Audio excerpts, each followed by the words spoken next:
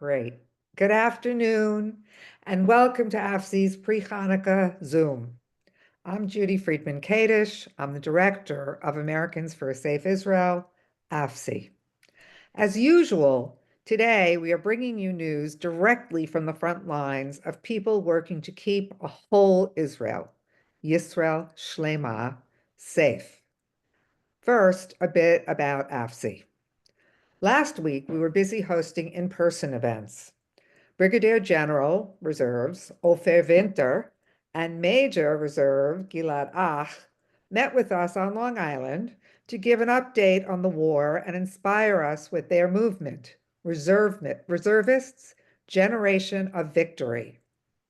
We also hosted Avi Abelo in New York City, who shared observations on the strength and resilience of the Israeli people, especially during this wartime. We invite you and implore you to join AFC on our upcoming Chizuk mission to Israel from May 20th to 28th to meet the people we host at our Zooms and in-person events and see firsthand why Judea and Samaria are crucial for a strong and defensible Israel. Through our missions, the deep relationships we've built allow us to receive firsthand information from people living on the land. We also focus on bringing chizuk to areas throughout Israel that are experiencing conflict. So just as on our last mission, we will be visiting the sites and speaking with the people who have been affected by the current war. And please, before year end, make your donation. Join AFC at any level. Go to afc.org, click on the donate button, and take it from there. Please continue to help us bring you the latest from Israel, send out our bi-weekly updates on the most important Israel news, run our Chizuk missions, and give youth the opportunity through our Netzach program to have Shabbatons in Israel where they can have the life-changing experiences of seeing firsthand what it is like, what life behind the green line is, beyond the green line is actually like. Now to today's program. Judea and Samaria, also unfortunately known as the West Bank, is historically Jewish territory. Israel reclaimed the land in 1967 and offered to leave in exchange for peace, an offer which has never been accepted. With approximately 500,000 Jews living in Judea and Samaria, any area east of the Green Line, many services are needed. Hatzalah Yehuda, a primarily volunteer organization working with the IDF and Magen David Adom, and provides greatly needed emergency services to the residents in the communities of Yehuda Shomron, also known as Yosh. Today we have Natalie Sopinsky, who has been working with Hatzalah Yehuda for several years. She's here to tell us more about their work and the ever-increasing need for their services. Natalie, the Zoom room is yours. Thank you so much, Judy, and thank you all for joining us today. And I love how you just naturally say Yehuda and Shomron, Yosh. We call it Yesha in Israel. And when we say West Bank, when you hear these words, West Bank, it sounds foreign to my ears. It's so strange. It doesn't mean anything.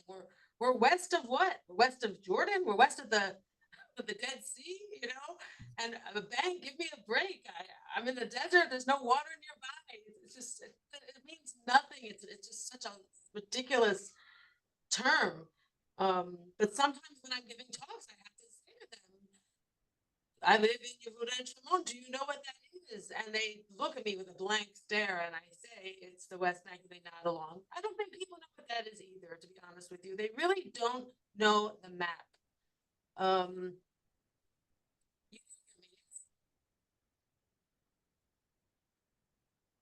I'm hoping you hear me. We just lost you for a second. All right. Well, I'm telling you, I'm not in my home. I live in Susia. Now, Susia is really the south of Yehuda and Shomron. We're in the southern Hebron Hills. I am an hour and 15 minutes south of Jerusalem. I'm 20 minutes south of Hebron. I'm really very, very close to the end here. But right now I'm sitting in Beersheba, okay? Beersheba is part of Israel proper. And I'm here because I was just in Eilat and I got car sick on my way home. So I'm stopped here. My husband works at the Ben Gurion University. Yeah. Can you hear me? Nothing? Oh no. Oh, either tilt the screen so we see your mouth or Like that better? I'll yes, sit up. I'll yes. sit up. Yes. Okay. Where did you lose me? Uh, Am I even in the screen? I'm not really in the middle.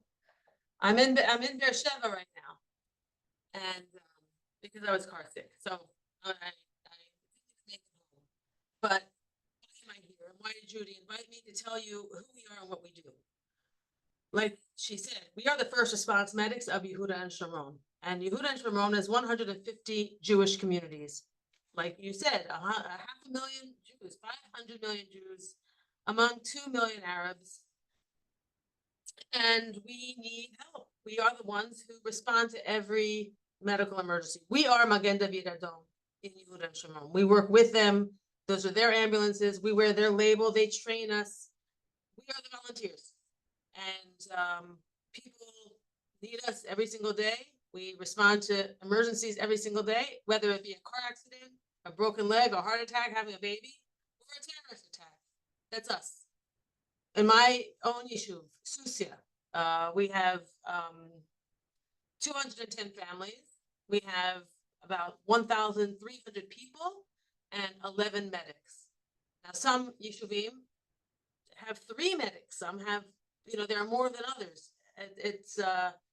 It depends, but we're really lucky. For years, we had 3. We always need equipment. We always need vehicles. It is you see the difference. There are 25 yeshuvim where I live, and we have 14 ambulances. So every yeshuv does not have an ambulance, and that's the way it is everywhere. The Jordan Valley has 14 yeshuvim. I think they have 6 ambulances. They break down. They are used all the time, and a lot of times the ambulances we get are used. They are from the city. They are 12 years old. Wow, this camera is. I look terrible. The Zoom has looked terrible. We are the same as any rescue service. The same Hatzalah in Miami, Hatzalah of Boca, Hatzalah of Beit Shemesh. We're Hatzalah of Yehuda and Shomron. So that's what we are. And people understand how that works. You guys can hear me, yeah? Why is that? The test, I did a test. I don't know what to do. All right. Have you got a microphone there? I don't know what is going on here. It's not You know what? When you stand up, when you're closer to wherever you just were, Yeah. I think we can hear you better. I think it might Yes. be not that close because all I see are your eyeballs and forehead. There you go. I don't know if you need to speak louder or It's locked. the Make the sure it's voice locked. is intermittent. What? A big one. Yeah, make sure the car's locked. Somebody has their microphone on. Oh, I'm sorry. I don't know what to do. Yeah, I should keep going. Okay. Well, look, I sent in 2 videos. One video I sent shows the day in the life of a medic, but I just explained what we do. I hope you heard. We are all over Yehuda and Shomron. There are 150 communities. When you come on your mission, I hope you come to Susia. Judy, bring them to Susia.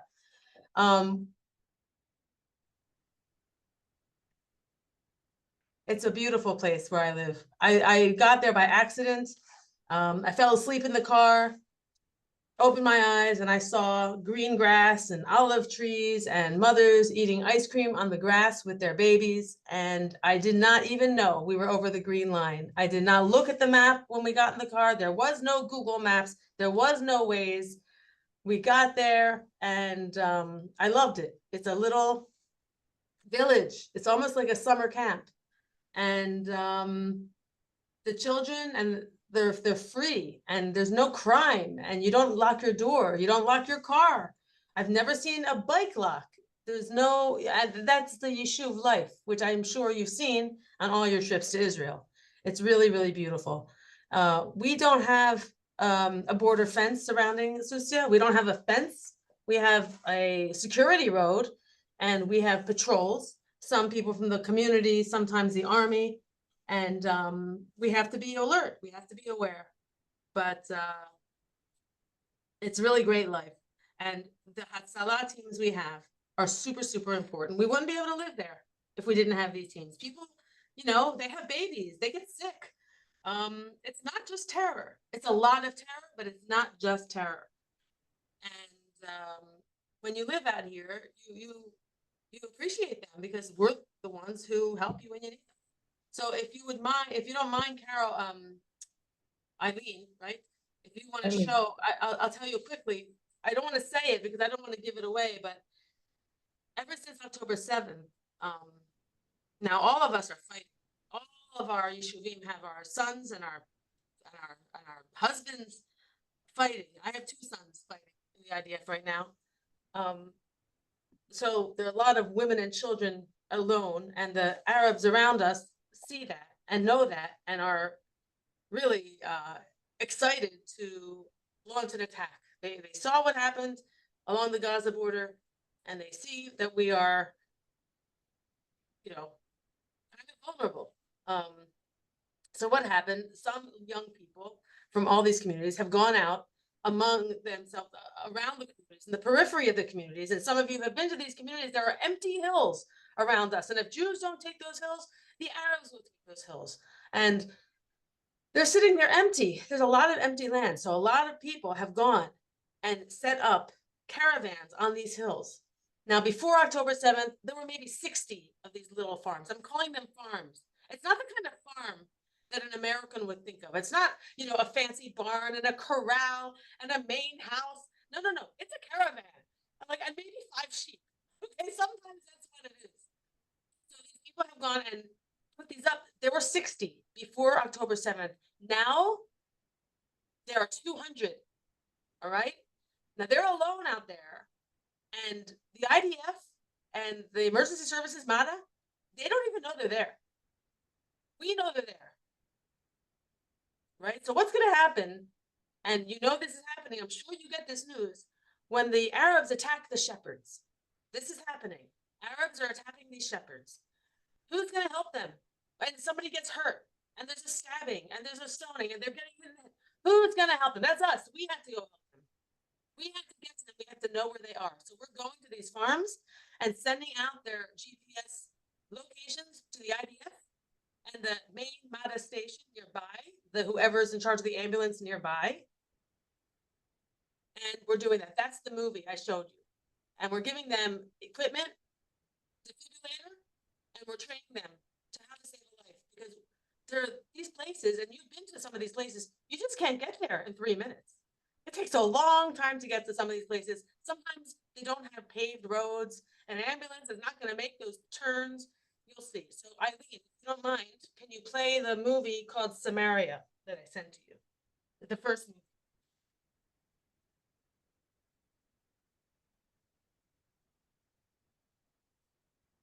Did you hear me?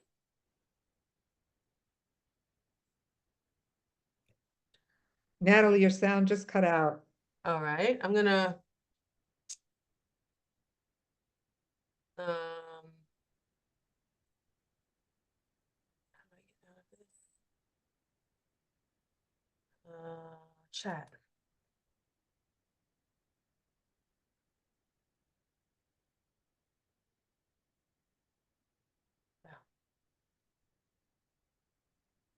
Eileen, can you start the video? She asked you to start it. Are you able to find She it? is.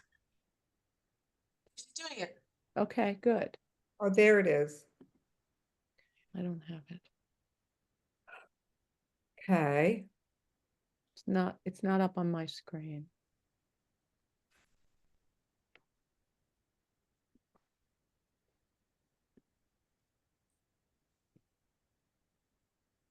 We're going to have to start it again because it's all the way.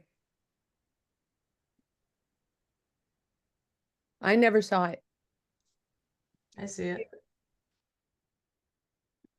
You want to start again, Eileen?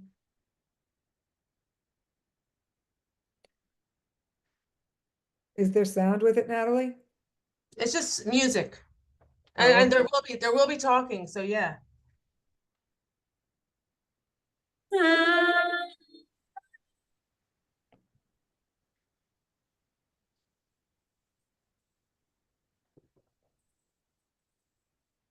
Ugh, come on.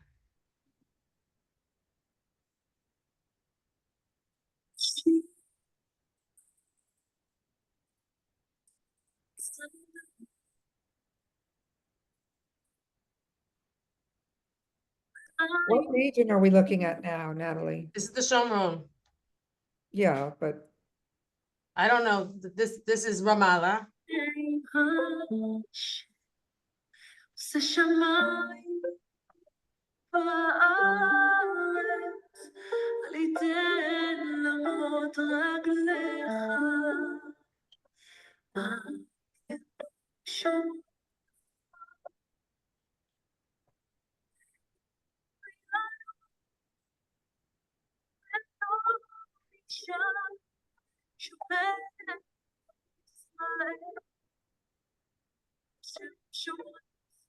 We're here today with Rescuers Without Borders, Hatzalah Yehuda and Shomron.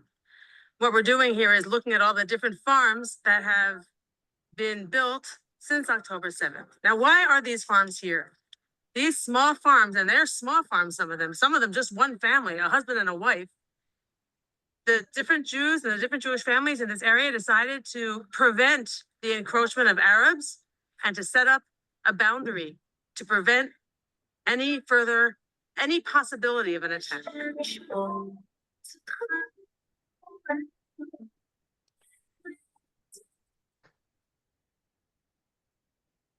We are mapping these farms and sending their locations to the IDF and emergency services so that if and when there is a medical emergency or any other kind of emergency, help arrives in time.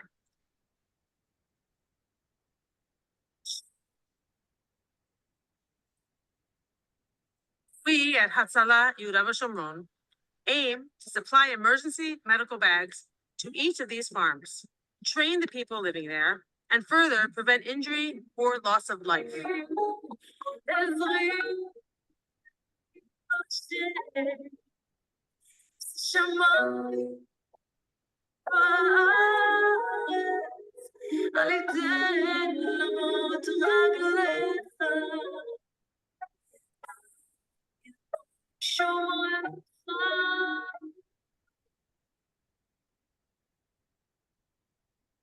Okay.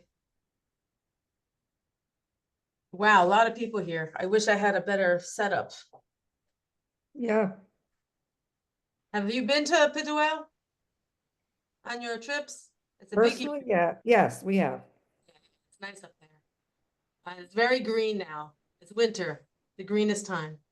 So that's one of the projects we're doing, and we can't advertise that. Hi, Carol. I see. We can't advertise that. You can hear me better? Closer now? Yes? All right. We cannot advertise that project. I can't put that on the website, for instance, because the Biden administration has put sanctions on some of us and on individuals you probably know. And we don't want to give them any more ammunition to, to point us out, to focus on us. So that's not going to be up on our website or anywhere publicly, that project.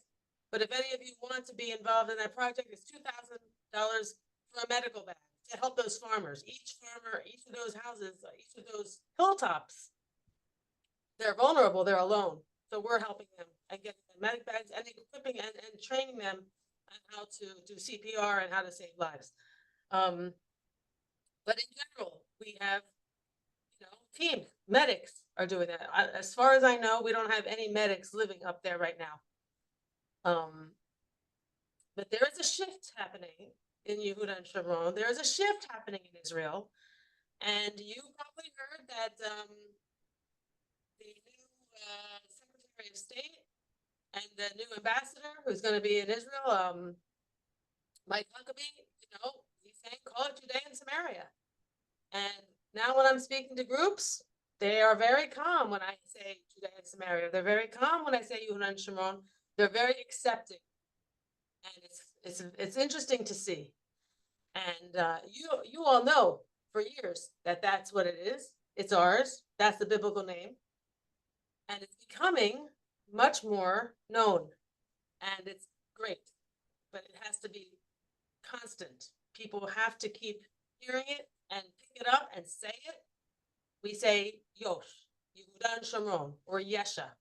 And make it part of your language. Make it part of your lingo. When you say to your friends, I'm going to Israel, where are you going? I'm going to Yesha. What's Yesha? Yehuda and Shomron. What's that? The biblical heartland.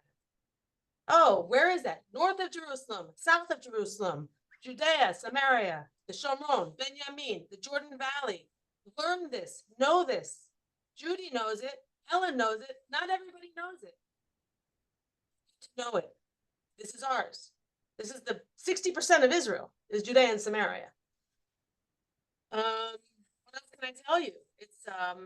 It's a really beautiful life. There is a lot of terror, and I have some numbers with me, and because the sound isn't great, I can tell you, but the first 6 months of 2024, there were over 3,000 events, terror events. We call them terror events, terror attacks, 3,272. And the numbers are going to come out for December. We track every terror attack, every single one. And we are in constant communication with the IDF and the security services in all these areas. And MADA. So we have all this information, and we actually give it to the State Department, US State Department, and Regavim, which you know of. We have those numbers. They will not be ready, I'm sure, until the middle of January, because there's tons.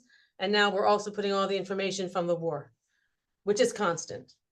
But there's the regular, the rock throwing, firebombing, attempted bombing, car ramming, stabbing. Sometimes they put rocks across the road, forcing the driver to stop their car, and then they ambush that driver. Another tactic they do is they shove a laser, they'll aim a laser in your eye so the driver's blinded and forces the driver off the road, causing an accident or death, which is their hope and their wish. It's bad. There are the checkpoints, every checkpoint, every machzom, we call it. There are issues every day. Yesterday, Chizma, there was one. Jerusalem, the south of Jerusalem, there are problems. It's not only are they going to try to stop your car with a rock, they'll maybe then try to stab you as you're getting out of the car to check the damage.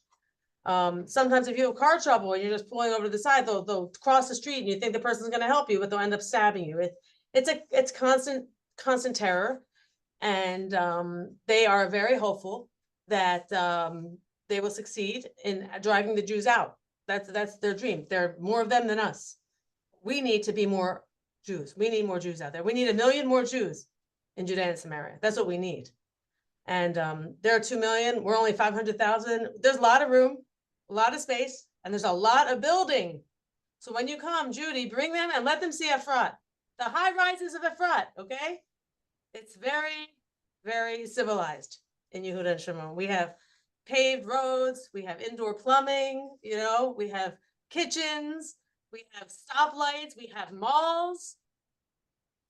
I think most of the people who are on this call know all about the civilization that exists to the east of that green line, that imaginary green line. Has the violence gotten much worse since 10/7? It's gotten worse. It's gotten worse. I don't know the exact numbers, and I will know for sure how much worse. It's surprising.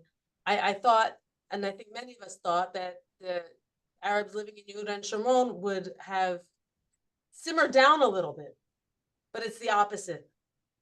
It's the opposite, and they are so gung-ho now. And if you saw some of those numbers, there was polls taken, would they vote for Hamas again? 97% of those Arabs living in Judea and Samaria in Yesha said, yes, we vote for them again. So they aren't feeling any of the pain that their brothers and sisters in Gaza are feeling. They're not feeling that. They have no remorse. They're very hopeful and they're very motivated to drive us out. Now it's their leadership. I blame the leaders that they're filling their heads with this garbage. So we see that the PA is going into communities like, I hate to call it a community, but like Jenin, and trying to stop the violence coming from there.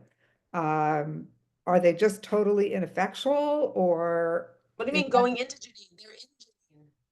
Well, but the actual PA police.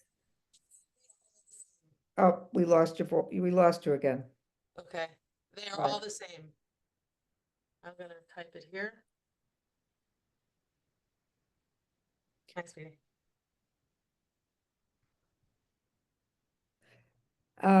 For everybody on the call, other than Natalie, if you'd like to, please type your questions into the chat.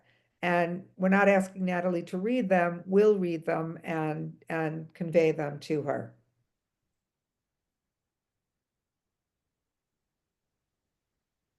We have some questions already, so Elaine? are you ready to take questions, Natalie? I can try, sure, I can Okay. try. So people are asking in general, are people more armed? Are citizens able to carry? Are the caravans armed? Are the Olim who have not yet, the new Olim who have not yet served in the military, are they able to respond? What All right. they're All asking, right, good. how are Okay. people functioning today?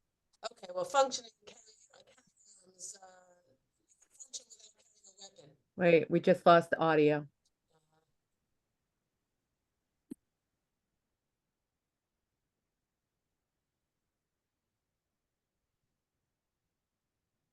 Is it any better, Helen? Yes. Oh, good. Okay, you can function without a pistol. You can use a rock or a bottle or a knife, whatever you want. A dog. I walk my dogs around the perimeter every morning. 2 dogs, I don't carry my weapon with me. But there are 3 categories that allow you to get a weapon. 1, you work with large sums of money. 2, you work in security. Or 3, you live in Judea and Samaria. So if you want to carry a weapon, move to Judea and Samaria. And you'll check that box, get your interview, and get your weapon. And does that go for New Olim as well? I don't even know. I got mine 10 years ago. You might need to wait 1 year, or there might be a waiting period. There might not be a waiting period. Because we have a number of AFSI people who've bought either second homes or permanent homes in Efrat, in the Gush Etzion area. So just curious what it takes for them to. They need to go, yeah, they need to the application and go and move forward with it. Just apply. And where do you get training?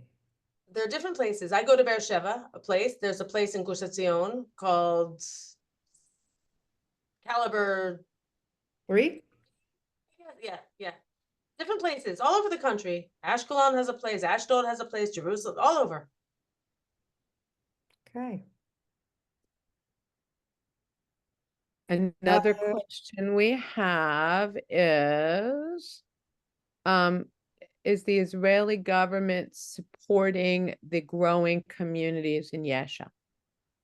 This is from Elon. Supporting, I don't know what you mean. They sure, I mean, they allow us to live there, I guess. They help with the infrastructure. They're supporting us, you know. Yes and no. They're not kicking us out. What do you want me to tell you? We have everything we need. We could use more.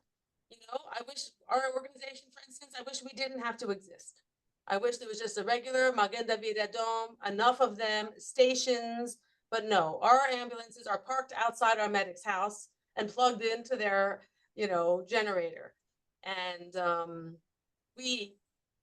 my organization, Hatzalah Yehuda and Shomron, we raise money for defibrillators so that every medic has a defibrillator. Because Mada, Magen David Adom, just puts one locked up in a closet in the Yeshuvim, which is no good to anybody, right? They don't prioritize, and the government does not prioritize Yehuda and Shomron. That's the problem. It's not enough to legalize us. It's not enough to give us roads, but give us the infrastructure like you have in the cities. We don't even have a gas station in Har Havron. We don't have a gas station. It's Kiryat Arba or Beersheba. We have 25 communities. It's a lot of room. It's about 30 kilometers. And it's just us, it's Jewish community and a bunch of Arabs. Jewish community and a bunch of Arabs. And you've driven there. It's why do you get these bulletproof buses? Why are we still doing the bulletproof buses? Why? It's too long living like this. It shouldn't be anymore. If the Arabs want to be citizens, then they need to prove themselves, to be peaceful, loving citizens. And if they're not, then they should just go somewhere else.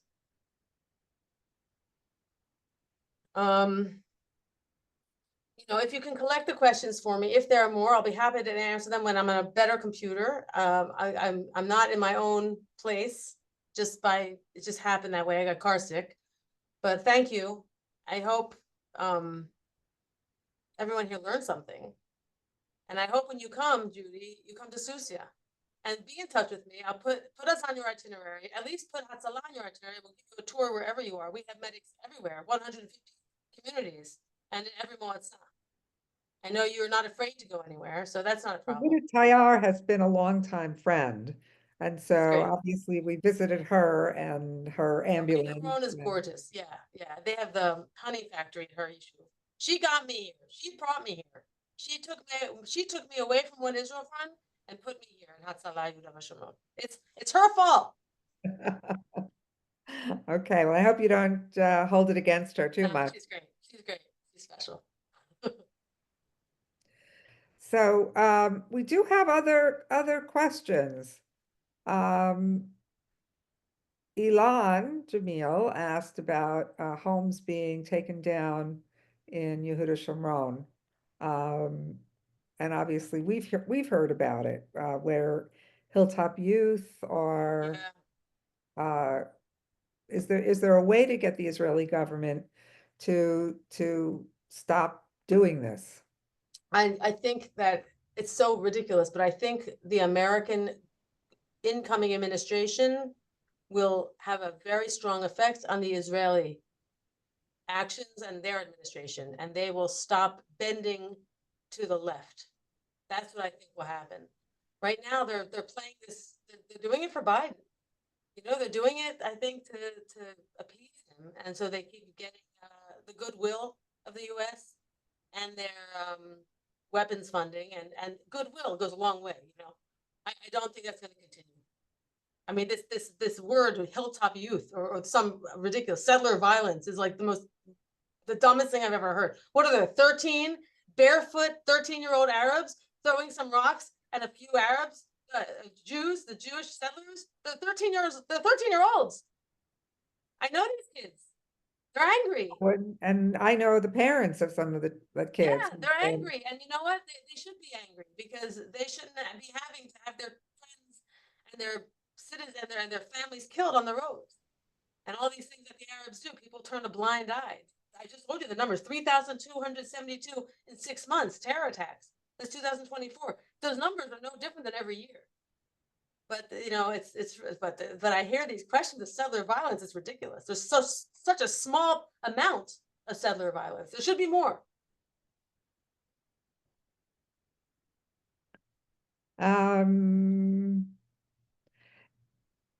Can you discuss the mapping project when Palestinians allegedly befriended and worked for kibbutzim and told Hamas the identities of these Israeli Jews so the 10/7 attack was possible? That came from Greta Stone. No, I don't know anything more than you do. It's just very sad how trusting these kibbutzim were. And they're the most peaceful of the Israelis at all. They befriended these Arabs. They trusted them. It's horrible. It's horrible. I don't know what to say.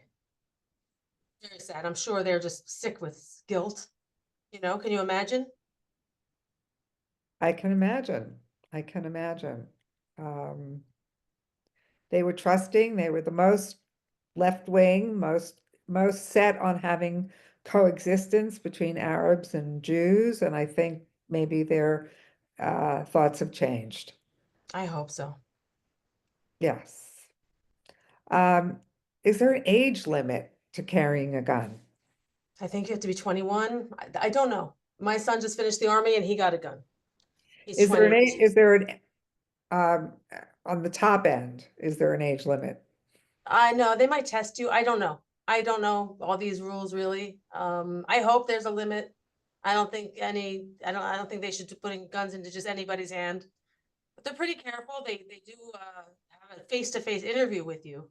You have to you have to prove yourself to them. You have to answer questions. You have to it's psychometric like this in your head. But hopefully you don't have to use it if you get one, you know? I'm telling you, there are other kinds of weapons that are very effective. I keep rocks in my car for years. I kept rocks in my car. You have a good aim, a good I have a arm? good aim. Yes, my dad taught me how to throw a ball like a boy when I was a kid. Yeah. Because I understand that there are actually rock throwing lessons that the Arabs. No, they're not rock throwers. No, the Arabs teach their young people how to throw rocks I'm sure they do. to inflict the most serious danger. I'm sure they do. I'm sure they do.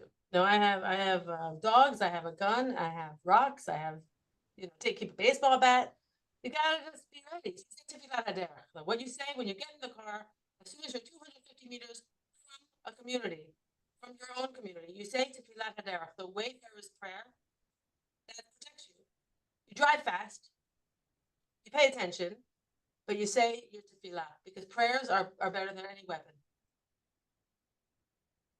Hey, well, I think that so what we do a lot with our Zoom meetings is let everybody sort of we're going to end this one a little bit early because I know that you're in a situation that you weren't planning for. But we normally ask our speaker if they don't mind staying on for a few minutes to kind of make it a little bit like if we were having an in-person meeting and people can just throw out questions and ask. So I think at this point, it might be a good idea to unmute everybody and we can turn off the recording and